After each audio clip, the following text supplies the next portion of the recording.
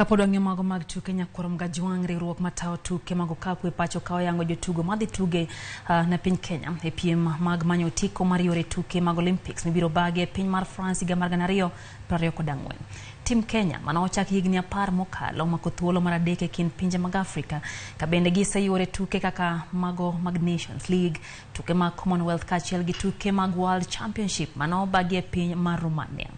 Kocha mar Tim Kenya olero ni jotuke biro chako timo ikruok machon ka koro giketo timo maber e tukego mag Olympics. Komachielo jagoro maduong' mar riwruok matao tuke mag Olympics olero ni riwruogno biro konyo timno timo ikruok makare ka koro giketo tero Tim Kenya e tuke mag ikruok kaka mago mar pinje Afrika mibiro bagi e romo kata e boma mar Tunis kaachiel gi tuke mag pinje mangima mitudo e dho wath. One stage, I repeat, you're amongst the best now. So other countries also talking about Kenya as a country.